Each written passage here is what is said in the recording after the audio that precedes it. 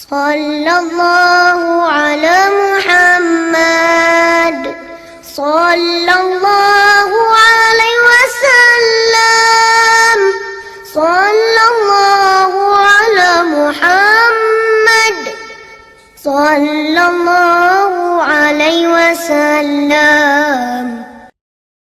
അഷ്റഫുൽ ഖൽഖ് സല്ലല്ലാഹു അലൈഹി വസല്ലം സ്വഹാബത്തിനെ അത്തഹിയാത്ത് പഠിപ്പിക്കും പോലെ പഠിപ്പിച്ചൊരു ദിക്റുണ്ട്. അത്തഹിയാത്ത് പഠിപ്പിക്കും പോലെ എന്ന് പറഞ്ഞാല് അത്തഹിയാത്ത് പഠിപ്പിച്ചിട്ട് പിറ്റേന്ന് വന്നപ്പോ നബി തങ്ങൾ ചൊല്ലിക്കുകയാണ്. മദ്രസയിലെ ഉസ്താദുമാര് നമ്മളെ ചൊല്ലിച്ചിരുന്നില്ലേ? അത്തഹിയാത്ത് ലഫ്ളൻ ബിലഫ്ള് ചൊല്ലിക്കുകയാണ്. കാരണം അത്തഹിയാത്തിലെ വാചകങ്ങൾ വിട്ടുപോകാൻ പറ്റൂലല്ലോ. ഇതുപോലെ ഞങ്ങളെ പഠിപ്പിച്ചൊരു ദിക്റുണ്ട്. ആ ദിക്റ് ചൊല്ലിക്കഴിഞ്ഞ് അന്ന് രാത്രി നീ എങ്ങാനും മരിച്ചാൽ ഫൈദാ മിത്ത ഫീ തിൽക്കൽ ലൈല മിത്ത അലൽ ഫിത്റാ, നീ ഇസ്ലാമിന്റെ വിശുദ്ധിയിൽ മരണപ്പെടും. കലിമ ചൊല്ലി മരിക്കാൻ കഴിയും, ഈമാനോടെ മരിക്കാൻ കഴിയും. അല്ല, നീ രാത്രി മരിക്കുന്നില്ല, രാവിലെ നേരം വെളുക്കുകയാണ്. വഇൻ അസ്ബഹത അസബത ഖൈറാ, നേരം വെളുക്കുമ്പോ നിനക്ക് നന്മ എത്തിക്കാൻ കഴിയും. നിന്റെ ജോലിക്ക് നിനക്ക് ഖൈറുണ്ട്, നിന്റെ വീട്ടിൽ നിനക്ക് ഖൈറുണ്ട്, ഭാര്യയിൽ നിനക്ക് ഖൈറുണ്ട്, സമ്പത്തിൽ നിനക്ക് ഖൈറുണ്ട്, സന്താനത്തിൽ ഖൈറുണ്ട്, എന്ത് ഏർപ്പാടിലും ഖൈറുണ്ട്. വഇൻ അസ്ബഹത അസബത ഖൈറാ, അങ്ങനെ നീ ചൊല്ലേണ്ട ഒരു ദിക്റുണ്ട്. അല്ലാഹുമ്മ അസ്ലംതു നഫ്സി ഇലൈക വഫവ്വൽതു അംരി ഇലൈക വവജ്ജഹ്തു വജ്ഹി ഇലൈക വഅൽജഅതു വഗ്രി ഇലൈക റബ്ബതൻ വറഹ്ബതൻ ഇലൈക ലാ മൽജാ വലാ മൻജാ മിൻക ഇല്ലാ ഇലൈക ആമന്തു ബികിതാബിക അല്ലദീ അൻസൽത വനബിയിക അല്ലദീ അർസൽത അല്ലാഹുമ്മ ഖിനി അദാബക യൗമ തബ്അസു ഇബാദക. അവസാനം ചൊല്ലിയ ഈ അല്ലാഹുമ്മ തൊട്ടുള്ളത് 3 വട്ടം ചൊല്ലണം. അല്ലാഹുമ്മ ഖിനി അദാബക യൗമ തബ്അസു ഇബാദക. അത് മാത്രം 3 വട്ടം ചൊല്ലണം, ബാക്കിയൊക്കെ ഒരൊറ്റ വട്ടം. അങ്ങനെയാണ് ഹദീസിന്റെ റിപ്പോർട്ടുകളുള്ളത്. ഈ ദിക്ർ ചൊല്ലാനും നബി സല്ലല്ലാഹു അലൈഹി വസല്ലം പഠിപ്പിച്ചു. സ്വഹാബത്തൊക്കെ ചൊല്ലി പഠിപ്പിച്ച് പിറ്റേന്ന് വന്നപ്പോ ഒരു സ്വഹാബി, സഹീഹ് ബുഖാരിയിൽ കാണാം, ഒരു സ്വഹാബി ആ ദിക്റിന്റെ ഒരു കലിമത്ത് മാറ്റി ചൊല്ലി. വനബിയിക അല്ലദീ അർസൽത എന്നുള്ളടത്ത് വറസൂലിക്കാന്ന് ചൊല്ലി. നബി എന്ന വാചകത്തിനേക്കാളും കൂടുതൽ അർത്ഥമുള്ള വാചകമാണ് റസൂൽ എന്നുള്ള വാചകം. പക്ഷേ നബി സല്ലല്ലാഹു അലൈഹി വസല്ലം പറഞ്ഞു അത് പറ്റൂല, ഞാൻ ചൊല്ലിയ ദിക്ർ എങ്ങനെയാണോ അങ്ങനെ തന്നെ ചൊല്ലണം. വനബിയിക അല്ലദീ അർസൽത കിതാബന്തു ബികിതാബിക അല്ലദീ അൻസൽത വനബിയിക അല്ലദീ അർസൽത. നബി തന്നെ ചൊല്ലണം, റസൂലും ചൊല്ലിയാ പറ്റൂല. നിങ്ങൾ നോക്കി, ഇതൊക്കെ ചൊല്ലി ഉറങ്ങുന്ന ഒരാളാണ് ശരിക്ക് ഉദ്ഖുലൂ ഫിസ്സിൽമി കാഫ, ഉറക്കത്തിൽ ഇസ്ലാം പാലിച്ചാടും. ഉറങ്ങാൻ കിടക്കും, ഉളൂല്ല, മിസ്വാക്കുല്ല, ഭക്ഷണം കഴിച്ചിലേക്ക് പല്ലും കൂടി തേച്ചില്ല, കൊപ്പിടിച്ചുകൊണ്ടില്ല, നേരെ പോയി എല്ലാം പൂർത്തിയാക്കണം. അല്ലാഹു തൗഫീഖ് നൽകട്ടെ. ചിട്ടപ്പെടുത്തിയ ഉറക്കം. ഉറങ്ങുന്ന റൂം നല്ല വിസർജിക്കുന്ന റൂം പോലെയാകട്ടെ. ഉറങ്ങുന്ന റൂം നല്ല വൃത്തിയും നല്ല അത്തറും തേച്ച് നല്ല സന്തോഷമുള്ള വൃത്തിയുള്ള വസ്ത്രം ധരിച്ച് കിടക്കണം. എന്നും വൃത്തിയുള്ള വസ്ത്രം ധരിക്കണം. ഈങ്ങിച്ചടച്ച് വാസനിക്കുന്ന വസ്ത്രമല്ല. പുതപ്പ്, വിരിപ്പ്, തലയിണ, ഇതൊക്കെ എന്നും 3 പ്രാവശ്യം കൊടയണം. സുന്നത്താണ്. കട്ടിലിടേണ്ടതും ഖിബില ഭാഗത്തേക്കായി റെഡിയാക്കണം, അതും സുന്നത്താണ്. അത്തർ തേച്ച് കിടക്കണം. കിടക്കുമ്പോൾ തന്നെ കിടക്കത്തിന്റെ തുടക്കത്തിലുള്ള രൂപം ശരിയാക്കി കിടക്കണം. ഒന്നും മാറാൻ പറ്റില്ല. രാവിലെ എണീറ്റ ഉടനെ തന്നെ ദിക്ർ ചൊല്ലി അൽഹംദുലില്ലാഹില്ലദീ അഹ്യാനാ ബഅദമാ അമാതനാ വഇലൈഹിൻ നുശൂർ. കിട്ടാത്തവർ അൽഹംദുലില്ലാഹ് എങ്കിലും ചൊല്ലിയിട്ട് പിന്നെ ആദ്യം എന്ത് ചെയ്യണം? അൽഹംദുലില്ലാഹ് പിന്നെ ആദ്യം എന്താ ചെയ്യാ? പറയാ ദിക്റില്ല, പിന്നെ ആദ്യം എന്താ ചെയ്യാ? മൂത്രിക്കാൻ പോലെ അല്ലേ? നമ്മുടെ മൂത്രിക്കലില്ല ആരും. ദിക്ർ ചൊല്ലിക്കഴിഞ്ഞാൽ നമ്മളൊക്കെ സ്വഭാവം അങ്ങനെ, പെട്ടെന്ന് നമ്മൾ മൂത്രിക്കാം, അല്ലെങ്കിൽ വിസർജന സ്ഥലത്തേക്ക്. ചില ആൾക്കാർ വെള്ളം കുടിക്കും. എണീറ്റ ഉടനെ ദിക്ർ ചൊല്ലിക്കഴിഞ്ഞാൽ ആദ്യം ചെയ്യേണ്ടത് അഷ്റഫുൽ ഖൽഖ് സല്ലല്ലാഹു അലൈഹി വസല്ലം പറഞ്ഞു, 2 കൈ 3 പ്രാവശ്യം കഴുകണം. ഇത് ഉളൂവിന്റെ സുന്നത്തല്ല, ഉറക്കിൽ നിന്ന് എഴുന്നേറ്റ സുന്നത്താണ്. 2 കൈ 3 പ്രാവശ്യം കഴുകണം. 3 പ്രാവശ്യം വായിൽ വെള്ളം കൊപ്പിളിക്കണം. 3 പ്രാവശ്യം മുഖം കഴുകണം. എന്നിട്ടാണ് ബാത്റൂമിലേക്കും കണ്ടാസിലേക്കും വിസർജന സ്ഥലത്തേക്കൊക്കെ പോകേണ്ടത്. എന്തേ അങ്ങനെ പറയാൻ കാരണം? എന്തിനാ ആദ്യം തന്നെ കൈ കഴുകണമെന്ന് പറയാൻ കാരണം? രാത്രി എവിടെയാണ് ഈ രണ്ട് കൈകൾ രാപ്പാർത്തത് എന്ന് ഉറങ്ങിയാക്ക് അറിയില്ല. അറിയില്ല.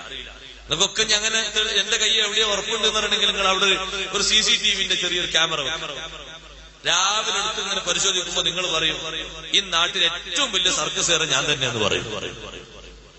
കാരണം കൈ കൊണ്ട് ചൊറിയാത്തൊരു സ്ഥലം ഉണ്ടാവില്ല, കളിക്കാത്തൊരു കളി ഉണ്ടാകൂല.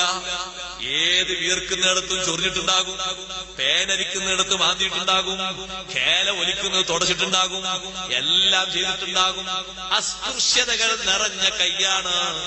ആ കൈ കൊണ്ട് മനോഹരം ചെയ്തുകൂടാ. ആ കൈ കഴുകാതെ തന്നെ ആ കൈ കൊണ്ട് വെള്ളമെടുത്ത് മിസ്വാക്ക് നിറച്ച് ബ്രഷ് ചെയ്തുകൂടാ. ഇതൊക്കെ ആരോഗ്യരംഗത്ത് വലിയ പ്രശ്നങ്ങൾ ഉണ്ടാക്കും. ഏറ്റവും വലിയ ആരോഗ്യശാസ്ത്രം പഠിപ്പിച്ച ഹബീബ് റസൂലുള്ളാഹി സ്വല്ലല്ലാഹു അലൈഹി വസല്ലം തങ്ങളാ പറയുന്നത് 3 പ്രാവശ്യം കൈ കഴുകണം, 3 പ്രാവശ്യം കൊപ്പിക്കണം, 3 പ്രാവശ്യം മുഖം കഴുകണം. ആ സുന്നത്ത് ശരിക്ക് കാത്തു സൂക്ഷിക്കേണ്ടതുണ്ട്. ശേഷമാണ് നമ്മൾ മൂത്രമൊഴിക്കാൻ പോകേണ്ടത്. മുഖം കഴുകാതെ മൂത്രമൊഴിക്കാൻ പോയാൽ എന്താകും?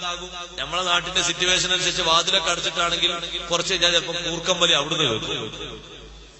മൂത്രമൊഴിക്കാതിരിക്കുന്നിടത്ത് അവിടുന്ന് ഇറങ്ങുന്നുണ്ടാവും. അവിടുന്ന് എങ്ങാനും ഇറങ്ങിയാൽ നഊദു ബില്ലാഹി മിൻ ദാലിക്, ഒരു തുള്ളി മൂത്രത്തിൽ തന്നെ എത്ര അണുക്കളാണുള്ളത്.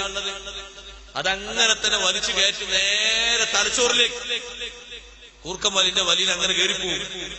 അപ്പൊ അവിടെ നല്ല തെളിവോടെ ഇരിക്കണം. മറ്റൊന്ന് നജസ് എവിടൊക്കെ ആയി എന്നൊരു കൊടുത്തുണ്ടാവൂല. മുഖം കഴുകാതെ പോയിരുന്നാൽ മൂത്രമൊഴിച്ചത് എവിടൊക്കെ ആയി, എവിടൊക്കെ കഴുകി ഒരു കൊടുത്തുണ്ടാവില്ല.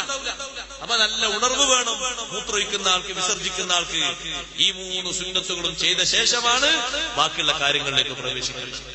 അതിനോട് എതിർക്കാൻ പാടില്ല.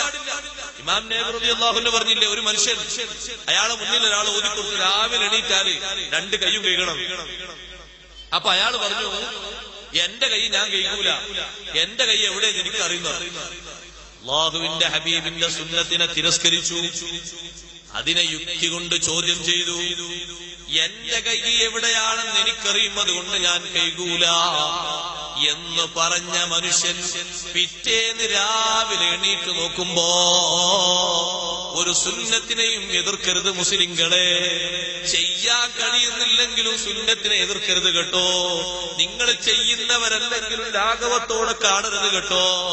അതിന്റെ പ്രതിഫലം, അതിന്റെ പ്രതികാരം അള്ളാഹുവിന്റെ ഹബീബിന്റെ സുന്നത്തിനോട് എതിർക്കുന്നതിന്റെ പ്രതികാരം അപ്പോൾ തന്നെ കിട്ടുമെന്നല്ലേ ഖുർആനിലൂടെ അള്ളാഹു പഠിപ്പിച്ചത്. ഫല്യഹ്ദരില്ലദീന യുഖാലിഫൂന അൻ അംരിഹി അൻ തുസീബഹും ഫിത്ന ഔ യുസീബഹും അദാബുൻ അലീം. സൂറത്തുൻ നൂറിലൂടെ അള്ളാഹു പഠിപ്പിച്ചു, നബി തങ്ങളെ കൽപ്പനയ്ക്ക് ധിക്കാരം ചെയ്യുന്ന ആളുകൾ അവർ സൂക്ഷിച്ചോളണം. അൻ തുസീബഹും ഫിത്ന, ജീവിതം താറുമാറായി പോകും. ജീവിതത്തിൽ പരീക്ഷണം വന്നുപോകും, മക്കളിൽ പരീക്ഷണം വന്നുപോകും, സമ്പത്തിൽ പരീക്ഷണം വന്നുപോകും. ഔ യുസീബഹും അദാബുൻ അലീം. ഇവിടെ മാത്രമല്ല, പരലോകത്ത് കടുത്ത വേദനിപ്പിക്കുന്ന ശിക്ഷ വരും. അതുകൊണ്ട് തന്നെ നബി തങ്ങൾ കൽപ്പിച്ചതിന് എതിര് ചെയ്യാൻ പാടില്ല, എതിര് പറയാൻ പാടില്ല. നിനക്ക് ചെയ്യാൻ പറ്റിയിട്ടില്ലെങ്കിലും ഒരു സുന്നത്തിനെയും എതിർത്തുകൂടാ. അതിന്റെ ഭൗതികമായ വീക്ഷണം വെച്ചുകൊണ്ട് നീ ചോദ്യം ചെയ്തുകൂടാ. അത് യുക്തിഭദ്രമല്ലെന്ന് പറഞ്ഞുകൂടാ. നിന്റെ ബുദ്ധിക്കൊരു പക്ഷേ യോജിക്കുന്നില്ലെങ്കിലും അങ്ങനെ ഒരു സുന്നത്തുണ്ടെന്നുള്ളത് നീ അങ്ങ് അംഗീകരിച്ചോളണം. കാരണം ലോകത്തെ ഏറ്റവും വലിയ ബുദ്ധിമാൻ, ഏറ്റവും വലിയ ജ്ഞാനി, ഏറ്റവും വലിയ ഇൽമുള്ള ആള്, ഏറ്റവും വലിയ അമലുള്ള ആള് മുഹമ്മദുർ റസൂലുള്ളാഹി സ്വല്ലല്ലാഹു അലൈഹി വസല്ലം തങ്ങൾ പറഞ്ഞൊരു കാര്യത്തെ നിന്റെ ഈ ചെറിയ ബുദ്ധി കൊണ്ട് അളക്കാനും ചോദ്യം ചെയ്യാനും അവകാശമില്ല. ഇന്നി അഅലമുക്കും, നിങ്ങളെ കൂട്ടത്തിലെ ഏറ്റവും അറിവുള്ള ആള് ഞാനാ. വഅഖ്ശാകും ലില്ലാഹ് വഅത്ഖാകും ലില്ലാഹ്, അല്ലാഹുവിനെ ഏറ്റവും അധികം വഴിപ്പെട്ട ആള് ഞാനാണ്, ഏറ്റവും അധികം പേടിച്ച ആള് ഞാനാണ്. അപ്പൊ ആ നബിതങ്ങളെ വാക്കും പ്രവൃത്തിയും ചോദ്യം ചെയ്യാൻ പറ്റൂല, എതിർക്കാൻ പറ്റൂല.